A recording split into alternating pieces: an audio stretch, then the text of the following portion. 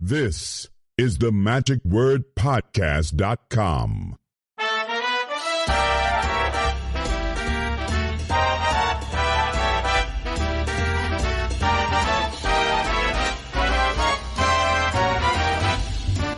It's a whole new world. We are now in the dealer's room of the MAWNY. That's the Magicians Alliance of Western New York. Now, this is a one-day convention, which I call a drive-in convention. I coined that phrase many years ago when I was writing for Magic Magazine as a convention editor. But essentially, people from around this area in New York will drive in for this convention. Starts at about 10:30. In fact, that's what time it is right now, and they're getting ready to do a live auction. And following that, they're going to be having some lectures and everything, and then a dinner, or fairly early dinner. And then after dinner will be a show. So everybody's kind of out of here by 8:30 so they can drive back home and get to bed early enough to go to work tomorrow, particularly if you've got kids and school day. Anyhow, aside from that, there are probably about 200 people who are attending this convention. The advantage that they are taking, I should say, what MAWNY is taking advantage of is the number of people who stick around after 4F, particularly the talent who have come in from overseas, and so this way they don't have to pay for their travel and everything and get a pretty good deal. And also some of the magicians who stick around will get a little bit of extra money, so this way to help defray some of their expenses for the 4F convention. And so we've got like Christian and Catalina, who are going to be the MCs for tonight's show. I know Mike Amar is going to be performing, or rather lecturing later today.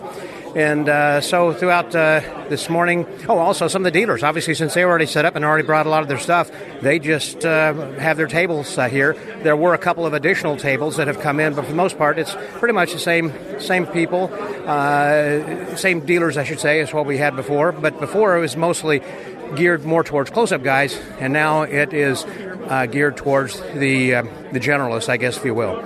But, hey, Tony, you got a minute? I do. Okay, so I want to talk a little bit then about with Tony Weiland here. Hey, Tony, good to see you. How are you, my friend? Good. Hey, Jake, take a picture of me and Scott while I'm talking to him, all right? So yeah, that'd be fine. So we're MAWNY. You're wearing an official MAWNY T-shirt. I am. Over here then, too. I designed and got printed. You designed this? Yeah. Okay. Now I've done the 4F stuff for years, except for this year for some reason. There was a communication error, but hopefully we'll do it again. Well, I hope you do, too, because that is a very smart design. I like that. So 75 years this year. 75 years this year. It's kind of interesting. It started as a birthday party for a magician that used to be held in a park, and guys would bring their station wagons, and that's what they were dealing out of at the time. Mm-hmm. It's on the back of their car. On the back of the car, and it was a great time. I'm sorry, my memory's not as good as I always knew the name, and I can't remember. But however, it's continued on, and George Hawley and Gene Gordon were instrumental in starting it and having it. It's always in Batavia for years and years, and they always had constant running gags back and forth, and some pretty famous stories about it. But name one. Can you? Well, there was a dog, and it'd be better to ask Keith Randolph. I'll be honest, because again, my memory's not as good. But there was this trick that involved a wooden dog. Okay. And it must have been at least 15 times they secretly passed it back and forth to each other without the other knowing, and it just became this thing where Gene was always trying to get, find a way George, to sneak. and George was always trying to get up on Gene, and it was a great relationship, and it featured some great local and international talent, as it still does.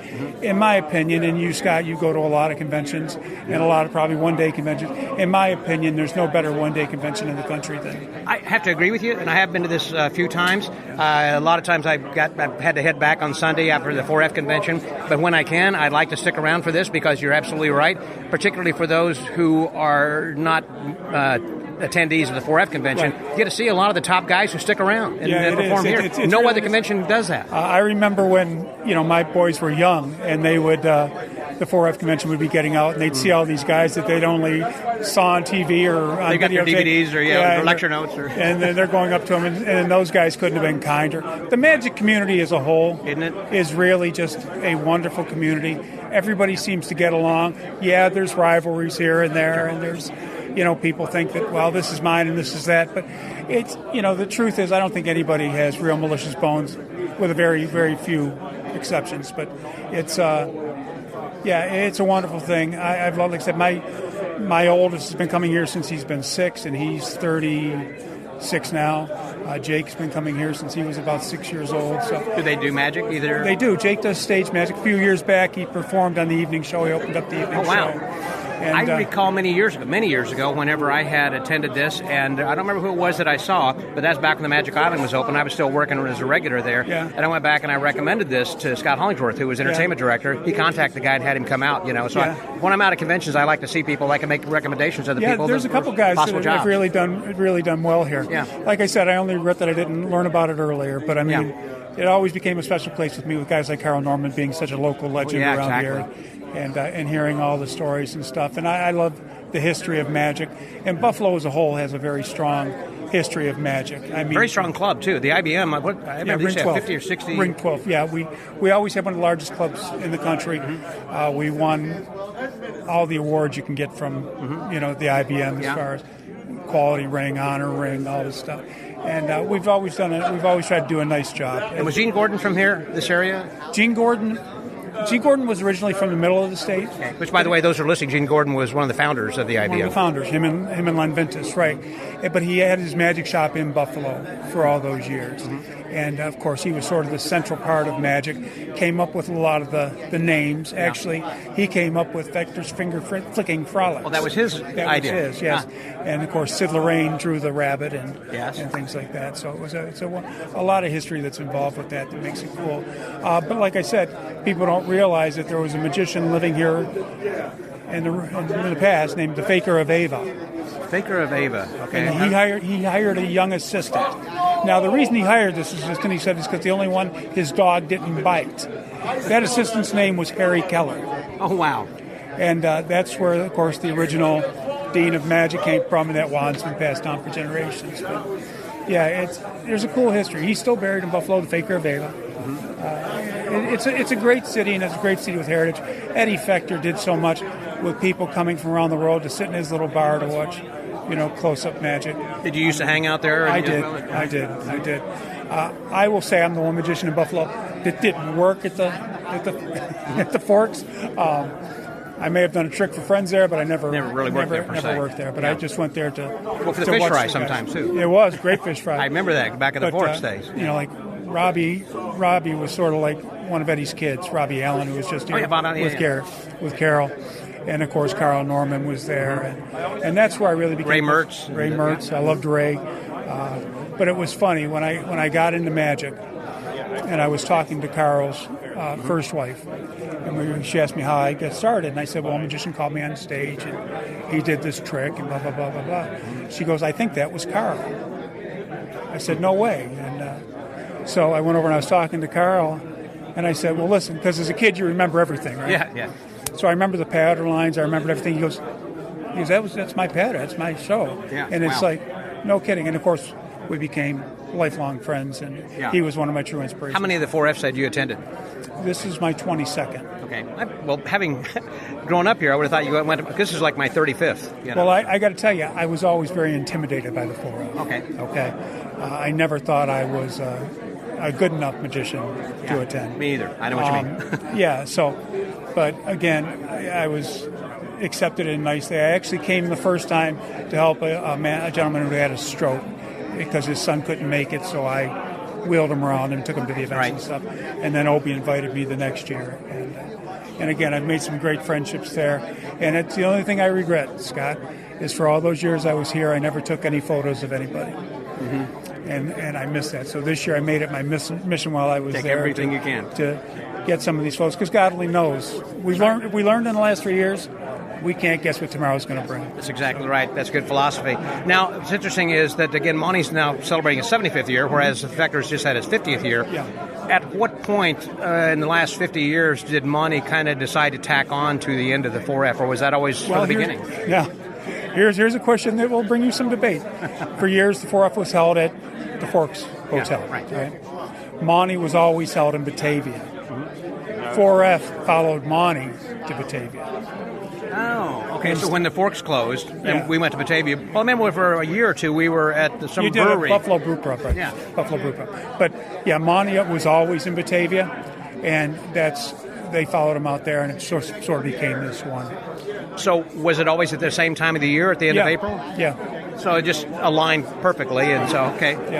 Yeah, like I said, it originally coincided with Billy something's birthday. I can't remember his last name, but again, if you speak with Keith Randolph... I saw on the agenda here that said David Stone was supposed to be coming. Was he... the David Stone, I assume, there's only one that was going to be from France, but he wasn't at Fector, so I assume they must have... No, I don't think he's coming. I don't think he's coming that I know of, no. Okay. I thought it's because Michael Marr was just showing me, said, hey, this is David Stone from France? I said, I think so. You know anything about it? No, I don't know anything about it. I don't think he was coming out just for this, unless you happen to be in the area for something else. After 4 days of Fectors, I'm lucky I could remember to wake up this morning, all right? Hey, brother, I know exactly what you mean, because I've been staying up late after hours because I'm going to the parties and then putting up the podcast. And by the way, for those with the podcast, if they don't know, you have been a Magic staple for a lot of years. I remember reading your little tidbits that we put in our Hocus Pocus for years and years. Scott's Thoughts. Yeah, and... always great stuff. I always enjoy seeing this. Thank you, Tony. I appreciate that a lot. And like I said, there's only 250 people at Fector's, but you never seem to have enough time to catch up with everybody. There were so many people, that's true. I've even gotten some texts this morning who have said, I meant to talk to you about this. And, we kind of going in different circles. Even though it's a small convention, it's still fairly large enough, then you're kind of hanging with, it is a family, and there's really no black sheep in our family. Well, I got a question for you. Where the hell was Rocco? That's a good question. I heard he was still in Vegas. I don't know why he didn't come. You're right. And so do you know about how many people are attending MAWNY this year? I'm going to say about 200, because I think I was number 170. I think there was 179 pre-sale, and then we'll probably get 25 to 30 at the That's kind of what I was thinking. Our only concern is the room is a little smaller than the old room was, so we weren't able to sell tickets to the public for the evening show. Well, Tony, thanks very much. I appreciate your comments. Looking forward to another fun day at the MAWNY here. I love seeing you, brother. Good seeing you. So the Magic Word Podcast. That was Tony Weiland. Scotty out.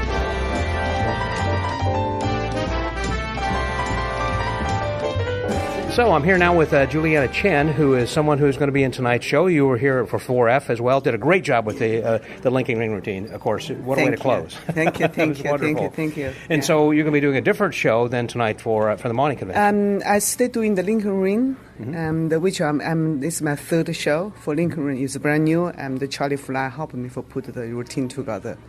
He's a genius. Charlie Fry, I was going to say, is the new Johnny Thompson, but he's just different. He's amazing. I think not just amazing, he's a genius. So when I think about the linking ring, and he just got to put complete the routine together, and give me here. Yeah. So then I find the music and the producer, make a choreography for myself. Yes. And so that's why today I'm doing the linking ring, and also I bring a couple tricks, but because I have 9 performance. 9 performance on the stage is too many people. Yeah, true. So then I'll call the 2 linking ring and my thumb tie. It's a Juliana style. Yeah. I'm looking forward to that then later. And so after this, where are you going to be going from here? After this, I go back to Vegas. Then I go into Magic Awards in AMA. In the Magic that's right. The Magic Castle will have the AMA. That's the end of May, or when is that? Mid-May sometime? 25. Of May? May Yeah. 25. Okay. So you're going to hang out in L.A. for a while? You're going to be working in the castle? Or? No. I'm nominated for the Best Magician of the Year. And congratulations. I don't know. Keep a finger crossed. Yes, my fingers and toes are crossed, and my eyes too. So. And then after I go into what am I next? Yeah, I have the show produce the show in China, and then I go in Mexico and France. Are you coming back for the IBM or the SAM convention? I don't think so. I don't know yet. If I have, I maybe bring some good students coming too, but I don't know yet. Yeah. So, I know you were just worldwide and great demand, different places you're going. Have you been on the television show? You still work you were doing like a China's Got Talent or a show or something as a judge, weren't you? Yes, I was. That's they have no more since COVID started. I have no more. Yeah. They didn't bring it back after COVID? No. Okay. Are they still experiencing that over there? Or? The problem is I'm the judge, and those have other judges. They got the problem is the government they cheat the tax. So she's very famous. Is paid $142 million for the penalty. $140 million for the penalty. Holy cow! So that's why we at the moment we stop it. Yeah, but I think we'll be back. Who knows? Well, I hope so, and with you as well. Yeah, but October, the Shanghai Magic Convention started. After 3 years, we stopped 3 years. Shanghai have a biggest magic convention, so I'm producer the show and bring all Pheasant winners. Oh, okay. Yeah, for the gala show. And one show 4 guest performance, FISM first prize winner, and then have 6 pay competition, which are second prize, third prize, FISM. So they're going to do the compete in China. And you are on the jury, aren't you, for FISM? FISM, I'm in the jury, yeah.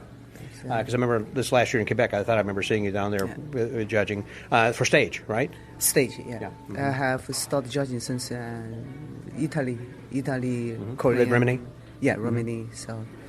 Now, do people in the jury stay for like a certain period of time, like for 2 or 3, and then they replace them, or how is that? I don't know. I think for the FISM judge, they always training the judge, then test. So after every time you judge, the board members look in your score, and if you contrast with others, if you're very good, I think they will be stay for a long time. Right. I had the official judge certificate. So right now, I don't know for Italy. 25. I know some people who are judges or in the waiting room, I guess, so to speak, like you were saying, like Oscar Munoz, I think, was one. I believe Dal Sanders. Yeah, but they never judge, never in the FISM, but they just, I think the next, I don't know. Yeah. Well, we're going to be having the North American Championships next year, actually in Dallas. You're going to be for that too? I will be the judge. I'll see you in Dallas next year then, for sure. Yeah. Okay. Well, I'm glad to talk with you. I hope that you have fun here at MAWNY. This is your first MAWNY? Or have you... Second MAWNY. Okay. Yeah. First time in here 4 years ago, I was so happy because looking the condition of the 4F, I did my manipulation act. Yeah. I made it 2 standing ovation. So yesterday was a great show, and everybody have a standing ovation. I said, "Oh gosh, I just three Lincoln rings, and I wish I can make a standing ovation." Yeah. So, but finally, you did. That was amazing, and we did. I was one of the people standing with the rest. It was great. Good show. It's okay. Yeah, okay. Beyond okay. It was a very good show. I just like your facial expressions, the way you look, and the movement, and slowly, and oh my goodness, it was great. It's very important. I think today magic, you're not just doing a trick. That's a lot of people have very good skill, and you need put in the audience follow you, watch you, and feel that too. Yeah. So, well, Juliana, thank you very much. Thank you. Good luck. Scott. Okay. Yeah, so the Magic Word Podcast. That was Juliana Chen. Scotty out.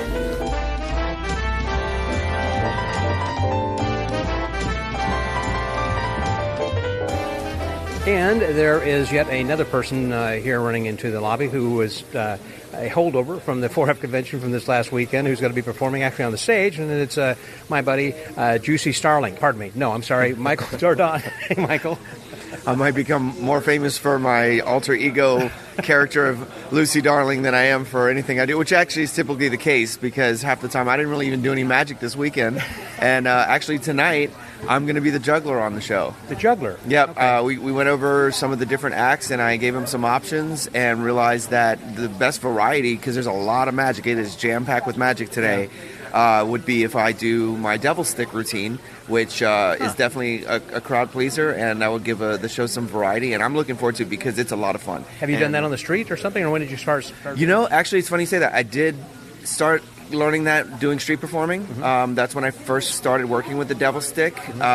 There was a juggler out in New Orleans years ago, and I wish I could remember his name offhand, but it has been probably 20 years since I've seen him. It wasn't a Butterfly Man. It wasn't a No, it wasn't a butterfly. That was Butterfly Man was an amazing juggler. That was a weird dream I had last night, but we can get into that later. But he inspired me to do a routine with a little kid and the devil stick, and then from there I kind of worked on some of my own gags and things that you'll see, and it's a lot of fun. And in some ways, juggling makes you a lot less, knowing that I'm going to do that, I'm a lot less nervous, I guess, than when I'm getting on stage to do magic. Of course, I do have one quick magic bit at the beginning that I won't spoil for you. Okay. If you haven't seen me do it, that's a lot of fun. Yeah. But then it's going to be, I get to be, and you know what they say about the juggler at the magic convention? That's the one that's remembered more than the others. So everybody's going to love me the most. Yes. So through juggling and impersonations in comedy, I have found a way to get the attention of magicians without really doing magic. Without doing magic. Yeah. And I love it. I love it because there's no pressure. I can just be me. None whatsoever. Yeah. Michael, good luck. Break a thread or drop a club. Whatever. So. Yeah. Shoot. Wait. What are you supposed to say for juggling? Yeah, drop a club works. That works for me. We'll go with that. Yeah. So the Magic Word Podcast. That was Michael Dardant. Scotty out.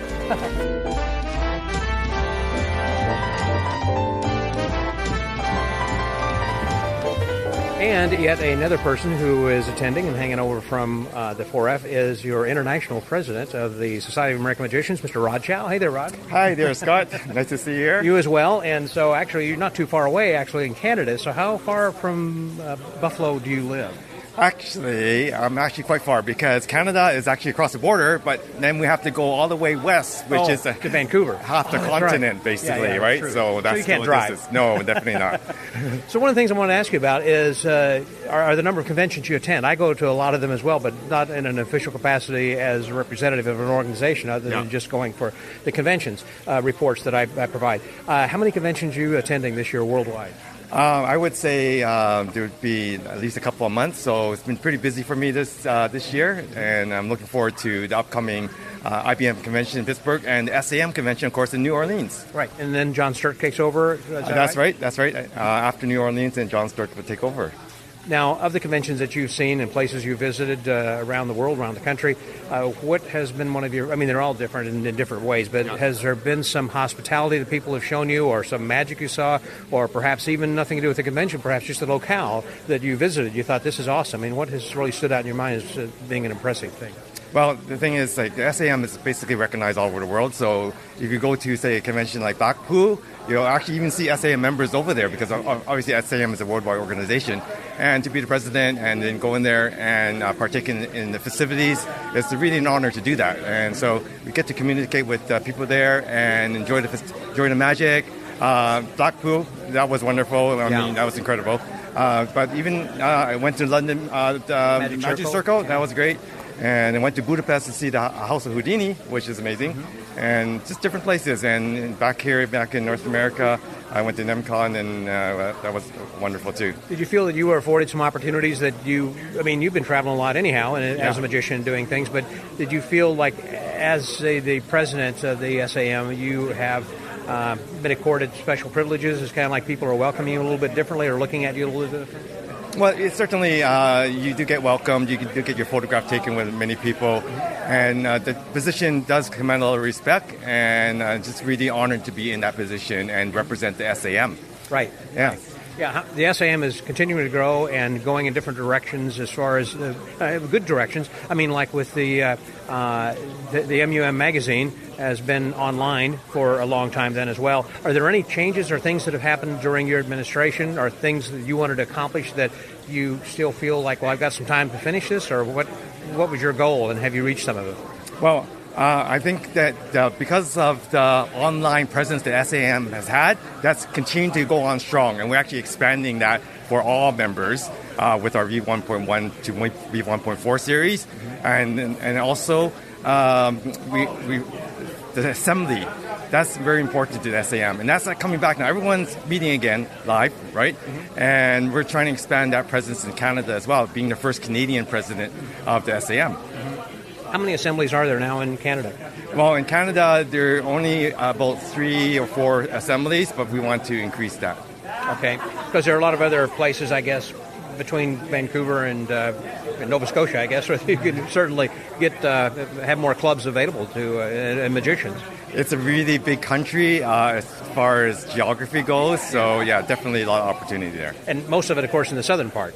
Yes, I wouldn't go up north too far unless you really dress really, really warm. I was talking with someone once about lecturing in Alaska, and they said, well, there are only a couple of clubs, and even in all of Alaska, and even that, there may only be 2 or 3 people who would be attending a lecture, and that you'll be driving for days between places even. So it's a big country. Actually, it's the biggest state, Alaska. It's huge. And the same thing I would think, up in the Yukon, going up north in Canada, there'd be fewer and far apart.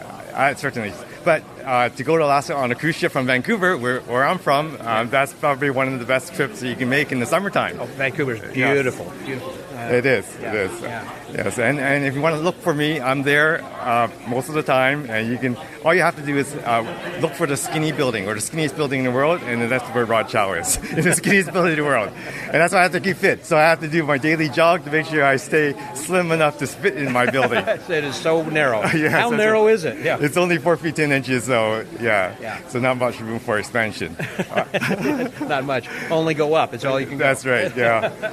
Well, thank you very much. You're looking forward to the MAWNY? Have you attended this in the past? No, this is actually the first time I've ever been MAWNY, and so far it's kicking off really great with a wonderful auction, dealer's room, and we got a couple shows to come up later on, so yeah, really going to be a great time here. Sounds like it's going to be fun. Yeah. Rod, good talking to you. Yeah. And good luck with the rest of your term, and I will see you then in New Orleans. Yes, I'll see you there. Which is going to be, when's it going to be the date? In July 23rd to 26th. And you can go to Sam Magic, or what is the website? Yes, it's actually magicsam.com. Yeah, you can go there and check it out. And you can register for the convention Yes, at you that. There we go. We'll see you then. Thanks a lot, Rod. Thank you, Scott. That's Rod Chow, Scotty out.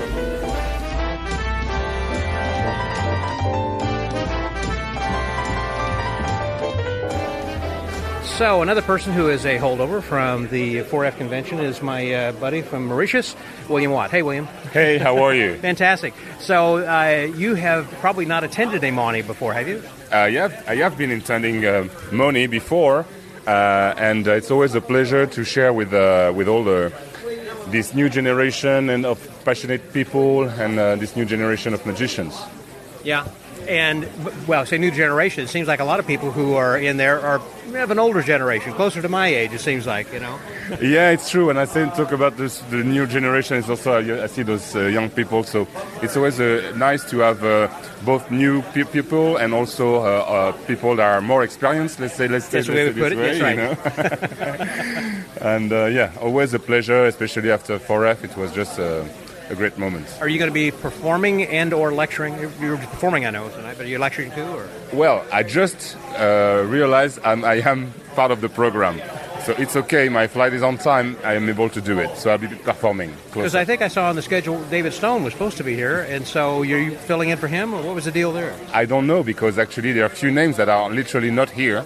So for some reason, I don't know how it went. Maybe they assumed we would be here, and they just wrote the name down, or it's a big mistake. I am here, so I can be representing David with a lot of modesty. Since he was French, and you speak French, Exactly. you're from France originally. Yeah, exactly. And maybe people, let's hope that there is one or two people that doesn't know him. Well, you're both handsome men, that's right. So you can step in, I am David Stone, and wait to see if anybody reacts. David is a good friend of mine, so he might love of that. He might love of that, yeah. So are you going to be doing an act similar to what you had shown us already at Vectors with Rubik's Cube, or are you going to do something different?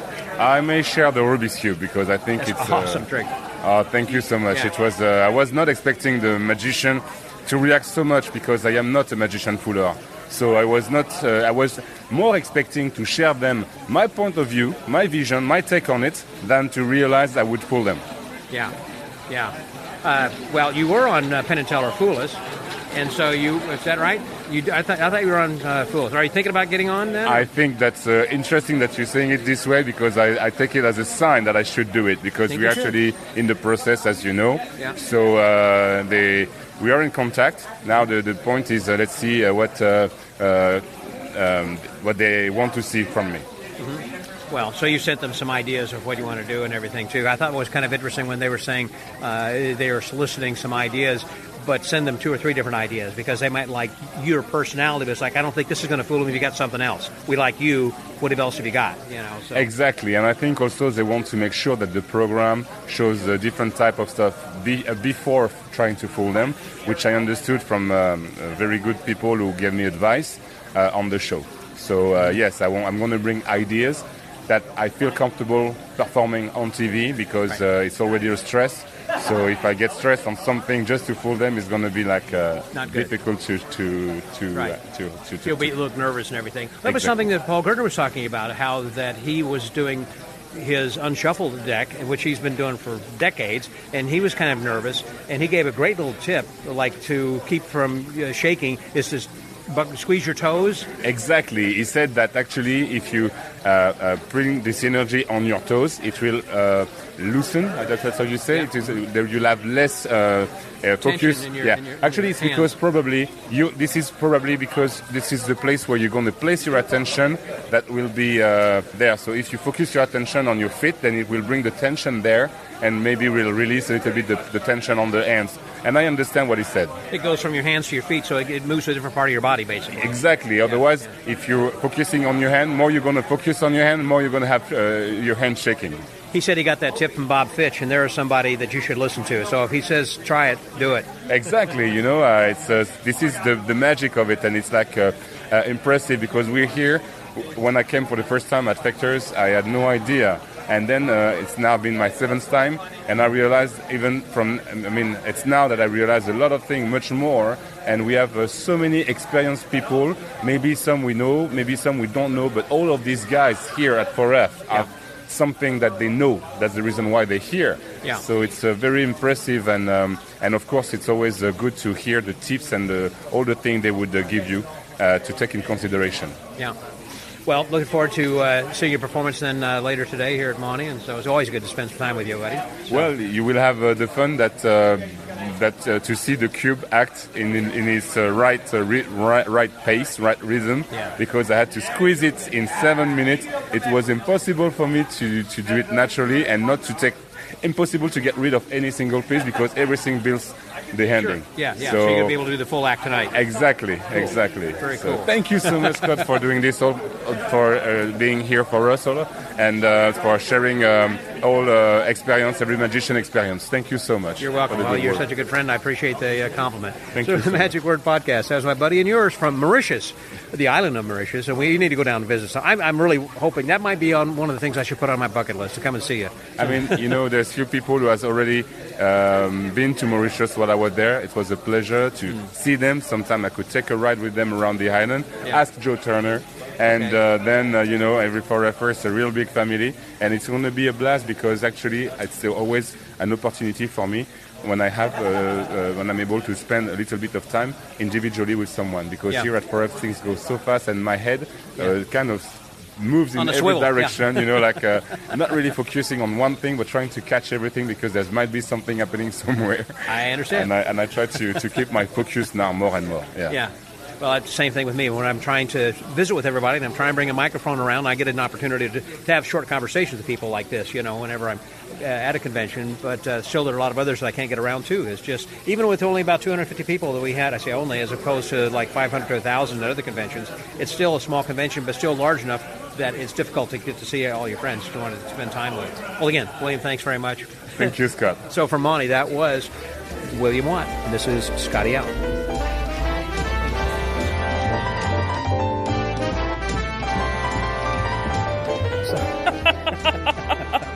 That is the laughter of Sara Crasson. You can't hear Bamberg chuckling in the background, but there he is. How are you guys? You can't hear him? Oh, he's hysterical. That worries me a little bit when you say...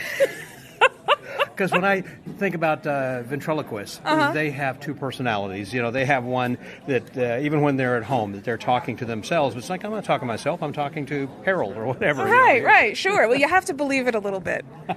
You do, in order to carry on the conversation and to write a good script. Absolutely. For that as well. So you infused Bamberg, the teddy bear, here with a character, and how... Well, he's got his own character. Okay, tell me about it. I just hear it. Okay. He's a very talented bear. He's a bear of great ambition and delightful style. But what is his ambition? What does he want to be or do? A star. He's not already? A bigger star. Okay, bigger star. There you go. And quite possibly top billing. Yes, I got you, Bamberg. And you and Bamberg are going to be on the show tonight. Yes, we're very excited. We're doing a new piece that we've been working on, and I hope it's going to come out okay. I'm a little nervous about it. So it's a classic of magic. Bamberg, he likes his he likes danger. Okay. There is no magic trick that he thinks can't be improved by setting it on fire. Okay. Or or adding some other danger element.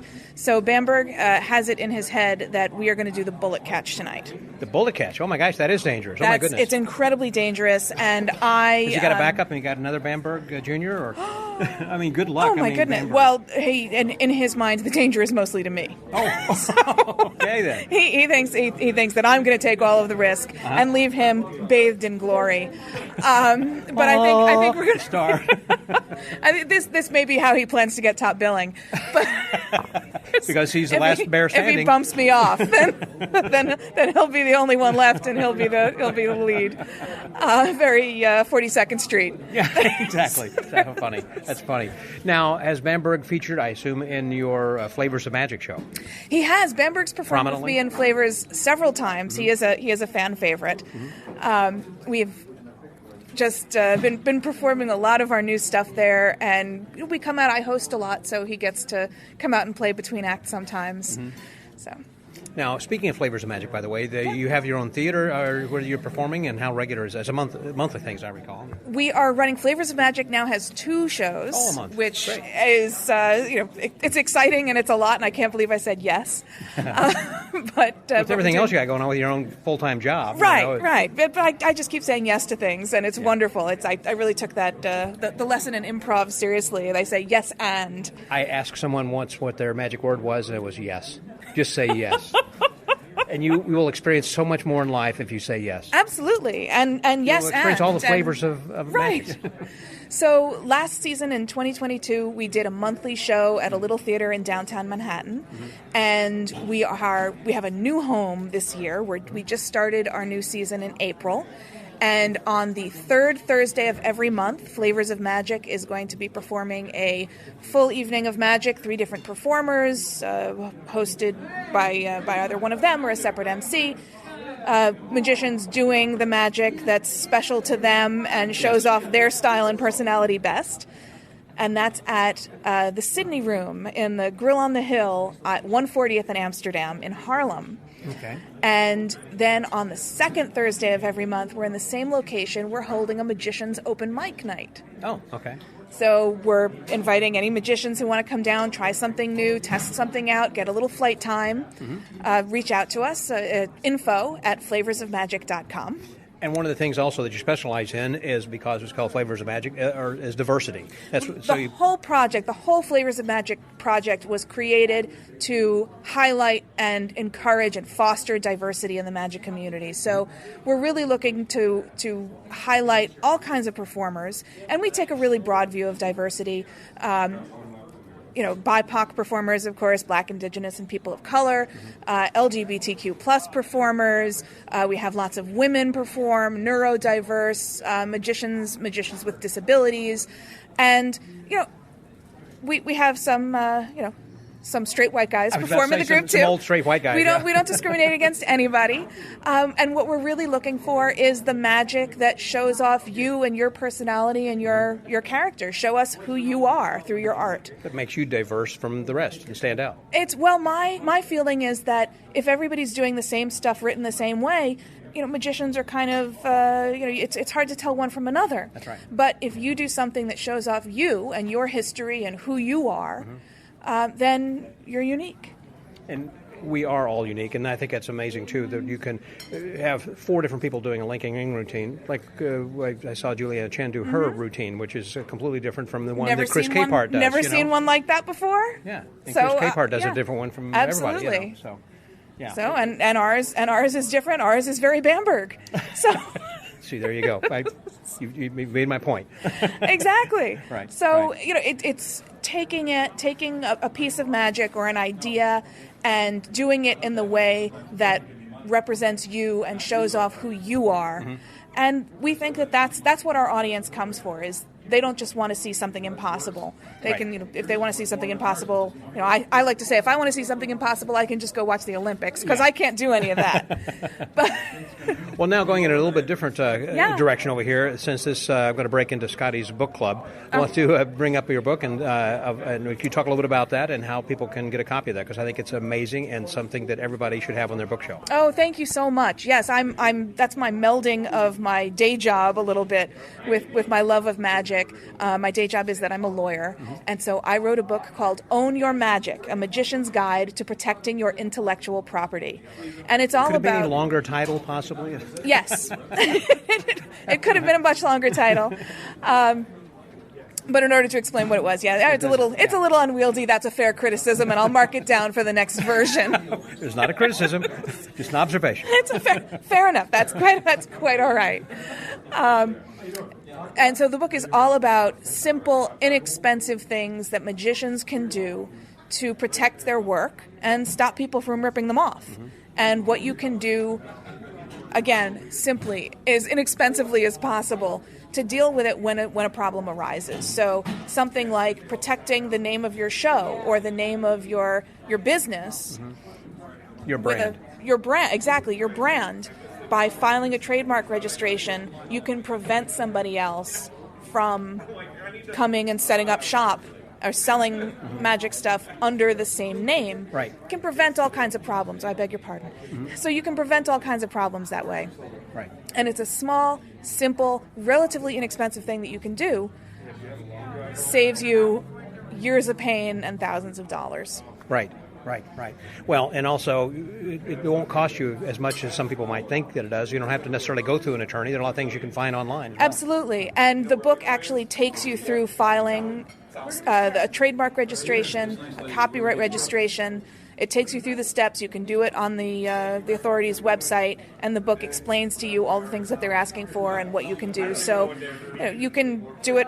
Under $100 can get you a registration. And I know it's on Amazon.com also. Yes, my book is available on Amazon.com. Own Your Magic. And it's also available through your local online magic, your favorite online magic dealer, and from me personally. And how can they get in touch with you personally? I am Sara, S-A-R-A, Sara at saracrasson.com. That's C-R-A-S-S-O-N? It is C-R-A-S-S-O-N. And I also lecture on the topic. So if you're interested in hearing a lecture, your group would like a presentation, let me know. You can reach out to me. I'm happy to do virtual presentations or come to a convention. I've been lecturing at a bunch of different conventions, and I like to put on a good party and tell some great stories about how magicians have tried to protect their work, whether they succeeded or failed. What you can do, what you can't do, and have a good time. I've heard the lecture, and I do recommend to convention organizers that they reach out to Sara and consider having her, because it is something a little bit different. It's not just a card trick lecture. There's nothing to do with that, but there's a business side that all of us, regardless of how much of a professional, part-time professional, or an amateur you might be, there are things that you can learn from this and good stories as well. I might also point out that we are an affiliate, that is the Magic Word Podcast, an affiliate of Amazon. So if you go down on any page of the Magic Word Podcast, there will be a link there, a big graphic of Amazon. Click on that, and it'll take you then to your personal page where you can then order something, and then we'll get a few pennies back on whatever nice. Of all of your Amazon purchases. Oh, fantastic. Good pitch. I like that. So you can help both of us that way. Wonderful.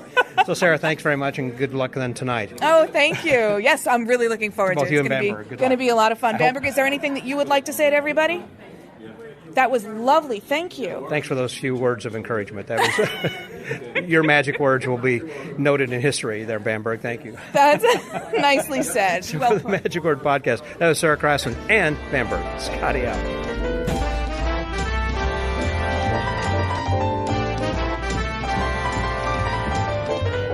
We have just completed the auction, and I'm here with actually a friend of the Magic Word, someone which you should be if you're not already. Please think about it. Bruce Purdy. Hey there, Bruce. How are you, sir? I'm doing splendidly. You've been listening for a long time, I guess, haven't you? I have been for a number of years. That's right. And so you've been attending also. You live in New York. You live in this area, or whereabouts? I live in central New York, near Auburn, New York. It's about halfway between Syracuse and Rochester. And so from where we are right now in Buffalo, about how far of a drive is that? It took me about 2 hours. Okay, so you're driving back obviously tonight.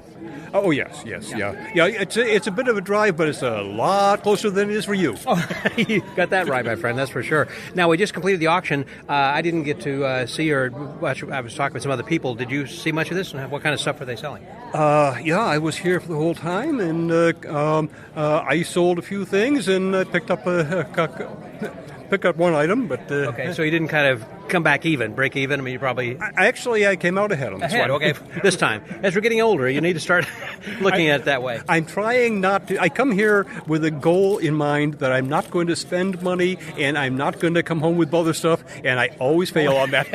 I've got way too much already, and I don't want to get more, but I always seem to pick up something. It's kind of an addiction, I think, for us as magicians in general over there. Indeed. Now, you've been coming to MAWNY, I assume, for a long number of years? Yeah, I would say probably 30 years. Not the last couple of years. Well, yeah, right. And this is the 75th, I understand, convention here. I guess... I haven't been coming that long. Well, no. Yeah, but I know that we just are on the heels of the 4F convention, which was its 50th. And so, do you remember anybody in particular at MAWNY that has stood out over the years that you've been attending that was amazing? There have been so many. Sure. It's hard to pick out any specific, but I've enjoyed just about every one of them. And this is the only convention that you attend, Magic Convention, or you go to others as well?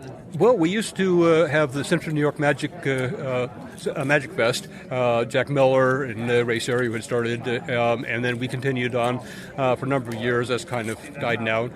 And then there was the NICAN, New York and Canadian Conclave of Magicians. They no longer do NICAN? No, that's also ended. But yeah, that's long gone. And last year I went down to the Magicians Alliance of Eastern States, the MAES. MAES, yeah. Yes, I first time down there last year. I'll be going again this year, and of course MAWNY every year. Right. I know that Mark D'Souza and Joe Crusillo and some other guys are very involved with the MAES convention. Yes. I met them then last year. Yes. They always have a really great convention, and that's usually around Labor Day weekend, isn't it? In September. It's the weekend after Labor Day weekend. Okay. Yes. Yeah. One time they were holding it at the same time we have our TAOM convention, which is over the Labor Day weekend, and they had booked me to come out, so I had to choose between attending a TAOM or actually making money and going out there. No. So I said, okay, I'll go to MAS this year. I'll lay out the TAOM for 1 year. Yes, I did hear your report on that one. I was one of the things that made me want to go. Thank you. I'm glad you did. That was, as I recall, that was pretty fun. I think Danny Haney was at that one then as well, and Arthur Trace. I forget who all. It was a lot of fun. Yeah, fun. And so in coming to this, I said it's not very far, and so you probably see a lot of the same people. There are people here I don't recognize because I'm sure this is one that is the only convention they attend up here. Mm-hmm. There's a lot of people I don't know, but a lot of people I do, and I am seeing people, friends from all over the country, all over Canada, that friends I haven't seen for a few years. And right, especially now. It's been like 4 years since the last one. Yeah. We just I see him once a year, usually at MAWNY or maybe another convention. But yeah. Now, about conventions, I'll wrap this up over here. That in your earlier years, did you ever attend Tannen's Jubilee? No, I didn't. Okay. No.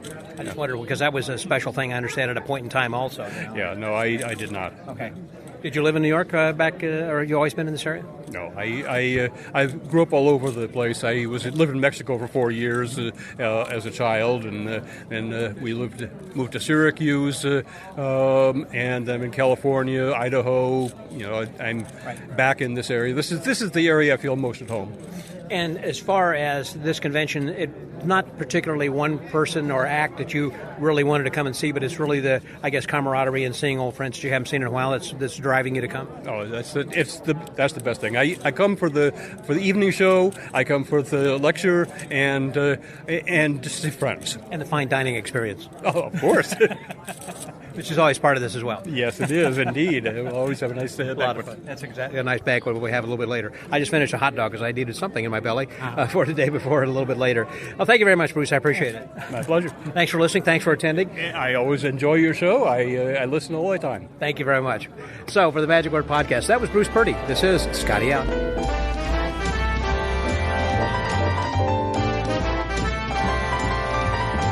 At the registration desk, one of the people who is helping to check in all the people who are coming through, and I think we pretty much got everyone checked in, maybe a few more yet to go, is Keith Randolph. Hey there, Keith. How are you?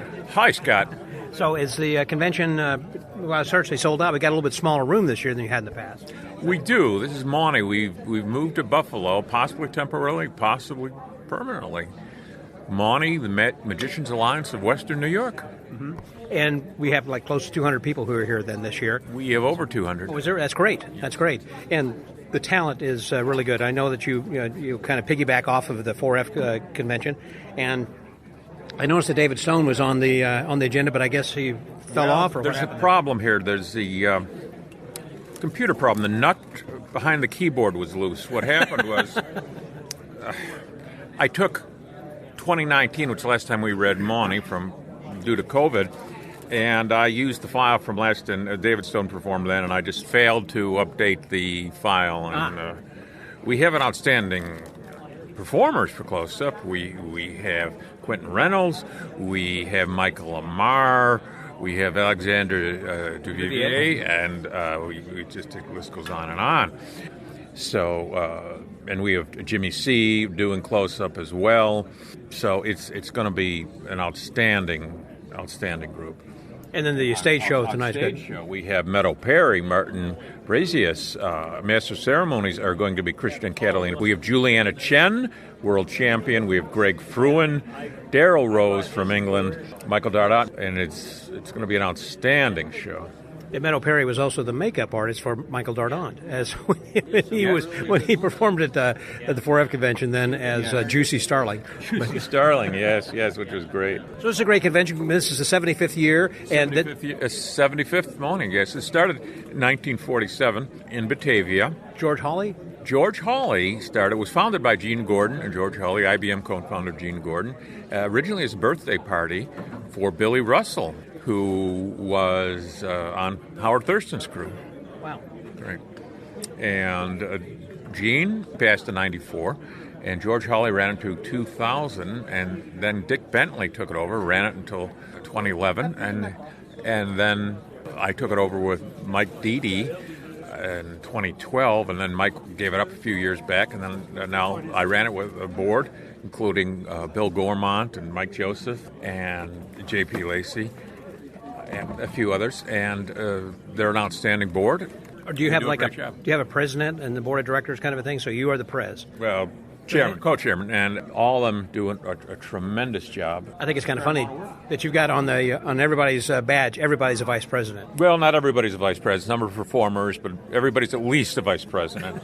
All mine says is, look, I have badge number 1. That's because you've been coming for so long and so intimately involved. That's what I get out of it. And Robert better than pay. Did a workshop this morning on a tremendous job. Oh, that's right. Yeah, I haven't seen Bobby in a long time, so it was good to see him come back then as well. Been a friend of mine for decades. When I hire somebody to perform, my first criterion is they have to be likable. They have to be someone that you hang out with these people all day, and you have to be. I mean, these people, these performers, Michael and Meadow, Juliana, these are all wonderful people, the kind of person you'd want to have over for dinner. Not just great magicians, but also just warm human beings. Yeah. Tremendous human personal beings. People. Yeah. Very likable, wonderful people. It's friends first. Yep, that's right. Over there you have Buddy Farnan, who's a legendary performer who ran amusement parks and had a television show in Atlanta and Buffalo here for decades, and was at the very first MAWNY in 1947. That he had attended? Yeah, he attended, yes. I had talked with him. In fact, I've got an episode coming up with Buddy. So it's all about Buddy's life. It's coming up in a future episode, so stay tuned for that. You could probably put 3 or 4 episodes on Buddy's life. It was quite fascinating. Yeah. Well, Keith, thanks very much. I appreciate it. And it looks like a great convention. I'm glad that I'm hanging around here today to see all my friends again, and so it's good. Well, I hope you'll be a regular. Well, I hope to be. Thanks very much. So for the Magic Word Podcast, that was Keith Randolph. Scotty out.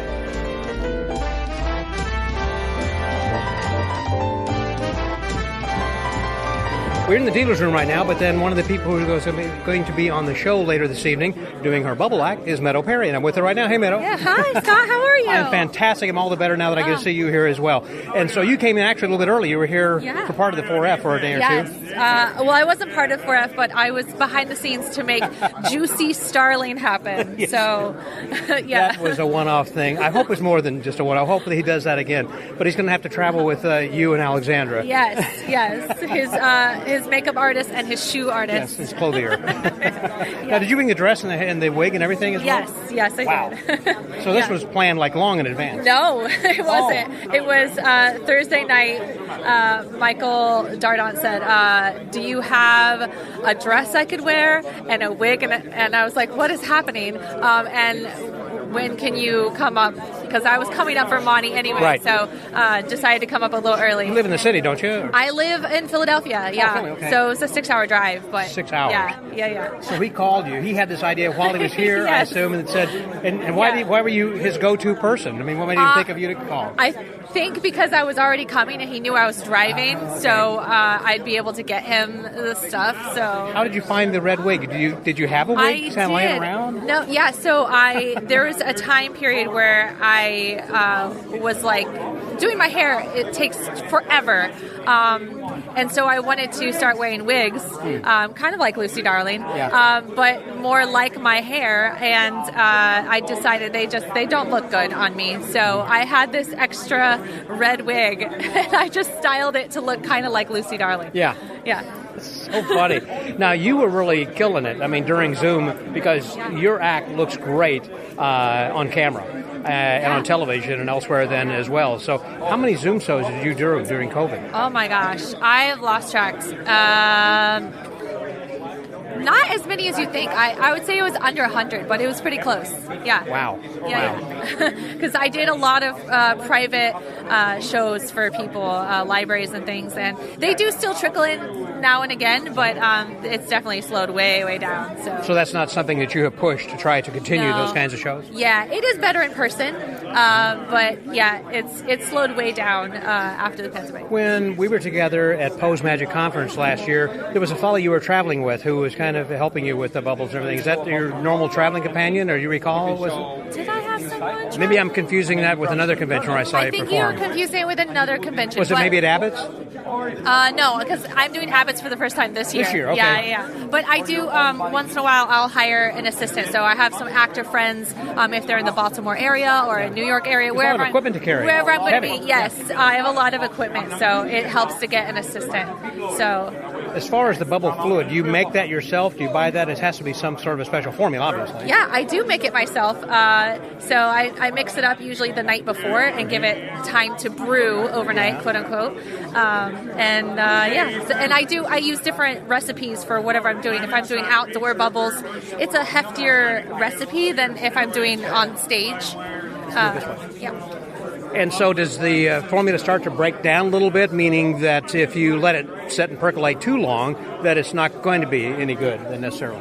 It does, actually. It is a consumable. I work it kind of like a bakery does. I keep track of how much I'm making for when I have events coming up. It does go bad after usually 2 weeks, sometimes sooner if I'm using it for a lot of either practicing rehearsals or shows, because as you're putting your hands in and out, even though you're washing your hands beforehand, you are still introducing germs and things, and so sure. Plus the oils from your hands and everything. right, oils from your hands, so it does start to break down. Yeah. Now, that was another thing. As far as the oils from your hands, do you use some sort of hand lotion when you're not doing that? I mean, I know a lot of ladies will use hand lotion and everything then as well, and plus you have to keep your nails. Or no nails. Oh, you do have nails. Okay. Yeah. So, okay.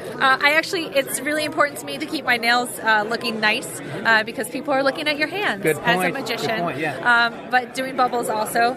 I use lotion frequently. But I found that the best thing to keep my hands good is just making sure that I give them a good wash after the show and get the soap residue off. So it doesn't And dry talk about out. the residue, because it is a soap bubble. You think, Yeah. okay, well, she's washing her hands every time she does Right. the show. Well, not really. Right. So that soap is very drying, and especially in the wintertime, your hands will get very dried out. Do you still find new ideas and new ways to make new bubbles all the time, or something that accidentally happens, or how do these ideas come to you? That does happen frequently. I often say it's not my show, it's the Bubbles show. Interesting. Sometimes they have ways of behaving that are unexpected. Yeah. And so there's a level of improvisation that goes with the show, where something happens and I just go with it, and it looks like I meant to do that. But I have a good idea of how the bubbles behave and what they do, and so I just kind of go along with it, and I can change or add a flourish with whatever way the bubbles are behaving. I recall at one of the conventions early on that you had given a nod to Tom Noddy. Yes. So to speak. And he was someone I remember years ago, the first one I'd ever seen doing bubbles. And you're only the second one in my life, I think, really to see him do a bubble show or a bubble act. And he's still doing that, I assume? Or He is. He just did the Moisture Festival. Up in Oregon? Washington? Yes. Oregon. I think it's... Washington? Washington, I think it's... yeah. And I actually just talked to Carissa Hendricks, and she said she did the Moisture Festival as well, and she talked to Tom Noddy, and we, of course, talked Bubbles. So, yeah. He's still very much doing Tom's got to be like my age. I mean, he's going to be up there. Yeah, he is up there. I know he was in Germany touring last year, so he's still at it, and he's a fantastic performer. That's one of the things that you cannot do street performing with Bubbles because of the airflow, basically. Yeah. So it's got to be indoors, only certain places you can perform. Right. Well, so if the weather is behaving, if there's very little wind, you can do stuff outside and do some street performing. But of course, the elements, you're at the whims of the elements. So if it's more windy, there's not a lot you can do. So that's when you pull out more magic tricks and more comedy to fill in the gaps when you can't do the Bubbles. Yeah, well, that's the way that goes today, folks. You got a different show than the last group did. I literally tell people, we can do the show outside, but if it blows, my show will blow, away. So, yes. Good point. Yeah. You've been doing this for how many years? 6 years now. Okay. Yeah. And was Tom an inspiration, or what made you think you could? Tom was an inspiration. I started doing giant bubbles and just decided, what else can I do with this? Because it gets such a great reaction. And of course, I came across Tom Noddy's old David Letterman video, and just I thought that was great. So I got very hungry to find out more and did my research. Yeah.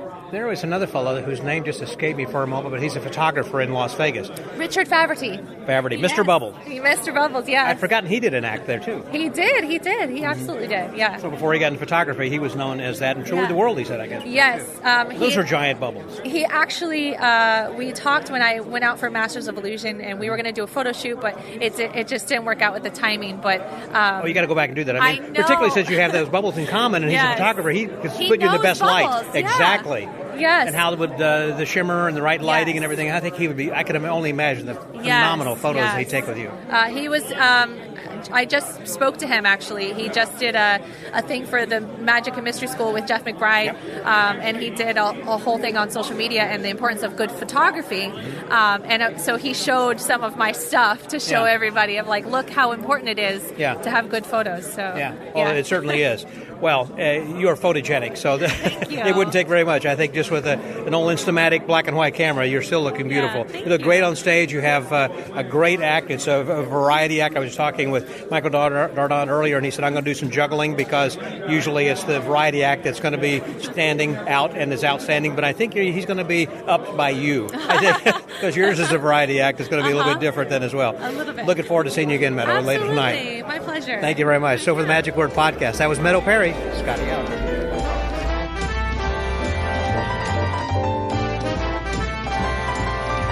The MAWNY is now over, and it's one of these things in which people have disappeared. This is the most amazing thing, how quickly the lobby empties. I mean, people are running to the parking lot. It's right now about, it's 9:42 because they got to get home because it's a school night. Kids got to get back to school. But the thing is, there are not a lot of kids here. But I guess old people have got medications to take. I don't know. I got Eric Decamps here with me. Hey, Eric. Hey, Scott. So it's good to see you, and you did a good job this afternoon. You were the MC for the close-up show. Yes, I was. And so we had a good diverse group of people, people who were kind of hanging around after 4F. And you want to list them? I do want to talk about them. We started with Bernardo Sedlacek. Yeah, Bernardo is fantastic. He's from Brazil. He's from Brazil, and his card work is impeccable. Mm-hmm. It's mysterious. Very creative. And will boggle your mind. He will. Everything he does. Yes. Yeah. And he's such a great guy. Mm-hmm. I mean, he's just a lot of fun to hang with. Yeah. Yeah, when I booked him on a lecture tour and he spent a couple of days in my house, we had a lot of fun. And good. He showed me some stuff, and I'm sure you as well when you hung out with him. He's just a great guy. Yeah. Just a great guy. He really is. And then we had Jimmy C., which I thought was great. Jimmy C. was fun, man. Fun and funny. And a good singer. I didn't realize he was such a good singer. Yes, he is a good singer. Yes, he is a good singer. And the material is very, very funny, very comedic. Yep. He was just doing some of the classic kind of standards. He was singing and doing color changing silk and some other things. And so he was funny, and it was good. Who else we have over here? Next, some young guy, Michael Lamar. Yeah, he's a newbie to the world of magic. I hope he comes back. I think he'll be okay. Amar was fantastic today. He did all his classics. Many of his classics. He did a couple of new routines that I hadn't seen before, but it was great. The bottle production, the coin in the bottle, and then he did a coin routine. And the card to balloon? The card to balloon was great. He did the comedy version. It's fantastic. It's an impromptu, basically. So you don't have to use a no, you don't need a tray. Anything. No, it's all in the Did hand. Warren Stevens make up something, remember, years ago? He was selling something, wasn't it? Yeah, it was, but it was a tray. Yes. And then Derek came up with a version in the hands, and that's what he based that on. But his handling is different. Yeah. Michael's handling is different from Derek's, yeah. And then he closed with the bill in peanut. And the bill in peanut, which was really clean. Yeah, very Two clean. bills appear in a peanut. Yes. Two borrowed bills, signed bills. Huh? So what we just described to you was everything he explained in his lecture later, which was really cool. Then, well, it's good advertisement. It was. So if you guys get a chance to see Michael, that's... Michael looks fantastic, and he still has it. He's still good, man. He's still very, very very good teacher and everything. I mean, best. He's very interesting, too. I mean, no one's sleeping during his lecture. Well, the truth is, he's the Bruno Sammartino of magic, the living legend. The living legend. That's it, man. Bruno who? Bruno Sammartino. Come on, you don't know the living legend? Oh, my God. Who's that? Bruno Sammartino was the 12-year heavyweight champion of the WWF.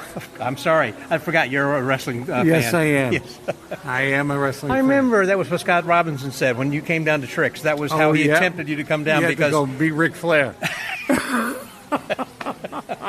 I'd forgotten about that. Okie dokie. So, continuing on, then we had, Quentin Reynolds. Very funny guy from Ireland. Yeah. The thing about Quentin, he is the quintessential... No pun intended. Yeah, I know. Quintessential professional on stage. Why would you say that? Because he's so clean. He's clear. His scripts, his presentations are very clean. I mean, they're just... When I say clean, I mean the magic is clean. All the extraneous movements. No extraneous movements. It's economy of motion, and he gets it done. He gets the laughs, and it's just fun. He's really an inspiration, that guy. He really was and is. Good education watching him work. And then we had Aaron Isaacs. I'm not familiar with him. Well, he's a local guy. He's a professional magician. Full-time pro, I guess. Yeah, for 20 years. That much I can tell you. And he did a really good card set. That's what I can tell you. I would have to agree. I mean, I had not seen or heard of him before. Does he work restaurants around or something? That I don't know. No, I only met him today, but he did a really nice job. Because the intro said he'd been working pro for a long time. And then it closed with Alexander Duvivier. Alexander Duvivier, man, the woman who fooled Penn and Teller. Yeah. She did a great job. She's very, very charming. She has terrific chops. And she's just really nice. And she's really, really nice. I got a chance to meet her this weekend here at 4F and in MAWNY. Yeah. And she's a fun hang. A lot of fun. I've known her for a number of years. Well, I say a number of years. I guess first time I met her was here, actually. When this was the last one, about 3 years ago. In 2019, I guess it was. I think so. That's right. And then I went to Double Fond, saw her in Paris, saw the show there, which was really great, with her and her dad. And she's always just been... Oh, you went to the theater? Yes, Yeah. Oh, how cool. It was. You know, it was all in French, couldn't understand anything, but I understood the magic, you know. Right. And her dad had mentioned Fred Capps, and I kind of perked up a little bit, and then she started talking in English, said, that means something to the Americans, you know. No, and she speaks like perfect English. Yeah. So, and she really is a good communicator. As I said, we had then Michael Marr, and then we had a buffet. The buffet ran a little bit late for some reason, meaning that they kind of pushed back, I think, the evening show, which was supposed to start at about 7, and they had a raffle in which they were raffling off. But I got to tell you, that raffleer, the guy who handled the raffle, was fantastic. That little 8-year-old kid who was drawing the tickets, you're right, was great. Oh, Finn was fantastic. He was fantastic. But the guy that was working with him, he's pretty good, too. Who was that? That was... I don't know, but he... Eric Decamps was the guy. Who was that masked man? Yeah. And just real quickly, as we're starting to wrap up, because we've already kind of had a lengthy podcast episode over here, but the evening show that was hosted by Christian and Catalina did a great job. They just are constant professionals. The way they kind of talk back and forth, you know, it's their stage performance and their interaction as MC is just like whenever they're doing their mentalism act. It's kind of like Jeff and Tess Evison, the way they kind of talk back and forth and a little bit overlapping because they're married. They, you know, it just is so great. And then let's see, who else we have over there.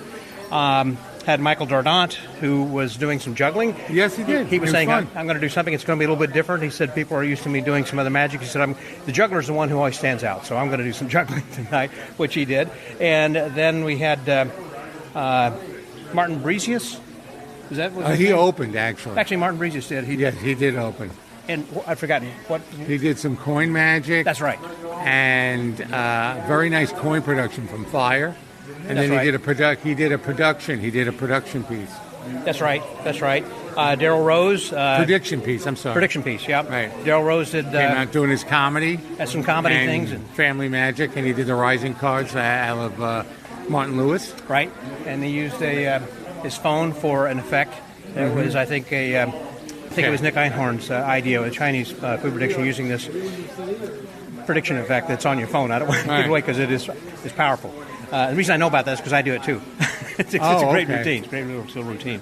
And then we had Sara Crasson had come out and actually did something with her teddy bear in which that they did a bullet catch using some darts. That's what it was, with a lot of comedy. And then had Meadow Perry, who I think was really a highlight as well, and she was a variety act of doing her bubble act. And did just a great job. She's going to be coming to the Magic Castle in a couple of weeks, I think. That's great. She'll be performing the Palace for the first time. You know, I've read about Meadow, but I've never had the opportunity to see her. This is the first time you see her show? This is the first time I saw her show. Well, it's fun. She works in New York at the case. Yeah, but I don't get out. You don't, do you? No, I don't get out. Unless you're going to your own show. Yeah, exactly.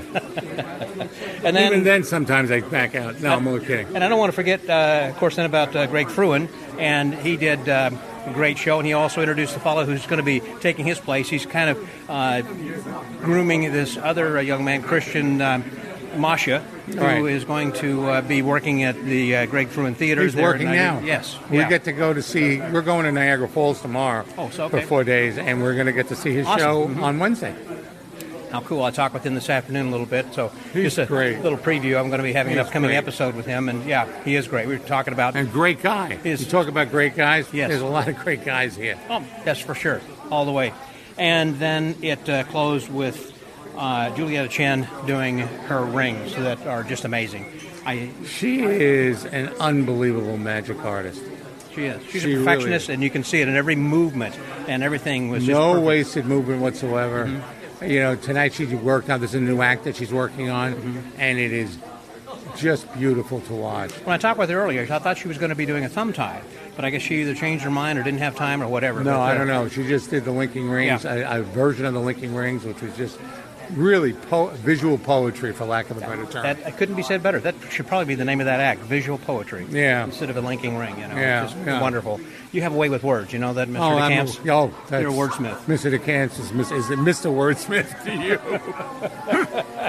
Well, it was a wonderful time, and a good group of a little over 200 registrants here, a nice hotel, and it was a good way to kind of finish the week, actually, starting with the 4F, and you guys have been hanging in here, have been listening to that podcast, those podcast episodes from the different days, and also then finishing up here. We just got a few people who are hanging around the lobby again that are just 4Fers. I don't see any people really who were left over from the... Everyone wants to go home. That's right. Everybody, they got to go to work tomorrow. That's right. Got to get ready to work. So, for the Magic Word Podcast, this is Eric Decamps. Hey, saying goodbye. And Gotti out.